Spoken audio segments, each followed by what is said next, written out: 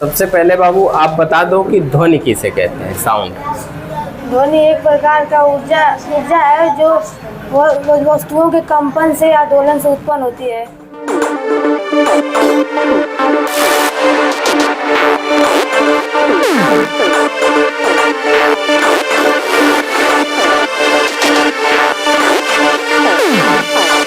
आपका स्वागत है।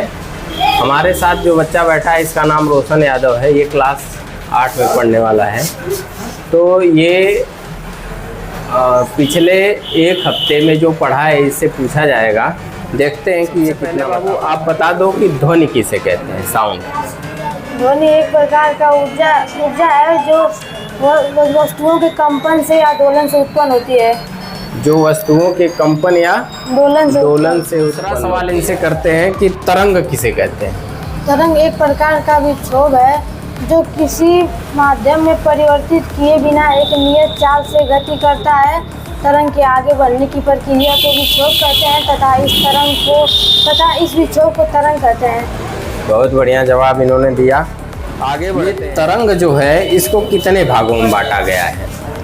तरंग को 2 भागों में बांटा गया है, यांत्रिक तरंग और विद्युत चुंबकीय तरंग। यांत्रिक तरंग किसे कहते हैं।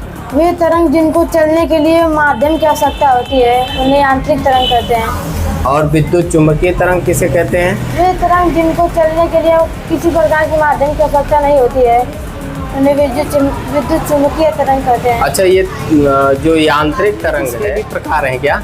यस सर, 2 प्रकार। हाँ बताओ कौन कौन। पहला अनुप्रस्थ तरंग, दूसरा अनुदैर्ध्य तरंग। अच्छा, अनुप्रस्थ तरंग किसे कहते हैं। वे तरंग जिनमें माध्यम के कण अपने लंबवत के संचरण कंपन करते हैं उन्हें अनुप्रस्थ तरंग कहते हैं। जैसे किसी शांत जल में पत्थर का टुकड़ा फेंकने पर उसमें उत्पन्न तरंग। अनुदैर्ध्य तरंग किसे कहते हैं। वे तरंग जिनमें माध्यम के कण अपनी चलने की दिशा में ही कंपन करते हैं उन्हें अनुदैर्ध्य तरंग कहते हैं। जैसे वायु में चलने वाली ध्वनि तरंगे। बहुत बढ़िया जवाब इन्होंने दिया। संपीड़न किसे कहते हैं। ऐसा क्षेत्र जहाँ पास आ जाते हैं या ऐसा क्षेत्र जहाँ घनत्व तथा दाब दोनों अधिक होते हैं उन्हें संपीड़न कहते हैं। क्या पास आ जाते हैं।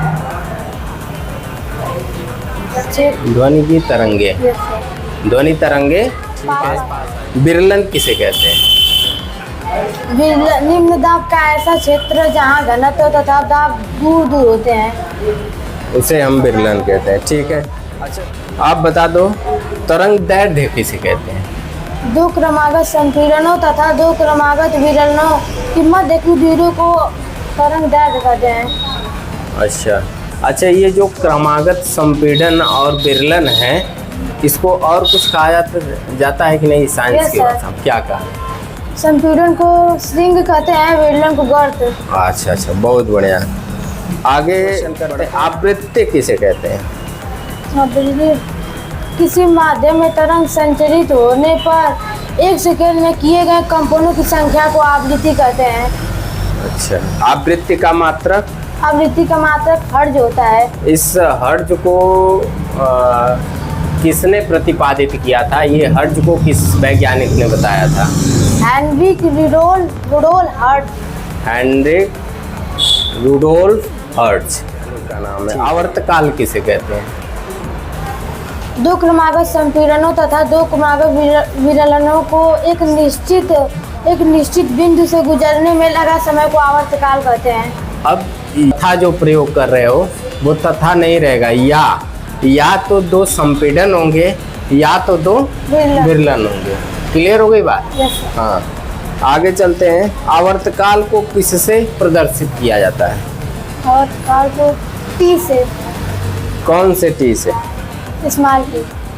स्मॉल टी कि कैपिटल टी से। आवर्तकाल को कैपिटल टी से प्रदर्शित किया जाता है। किसे कहते हैं। पिच, इंग्लिश में जिसको पिच बोलते हैं। ध्वनि का वह लक्षण है जिससे ज्ञात होता है कि ध्वनि मोटी है या पतली, उसे तारत्व कहते हैं। यानी जिसका तारत्व ज्यादा रहेगा उसकी आवाज पतली रहेगी और जिसका तारत्व कम रहेगा उसकी आवाज मोटी। बहुत बढ़िया। चलिए आज के लिए फिलहाल इतना ही। नमस्कार।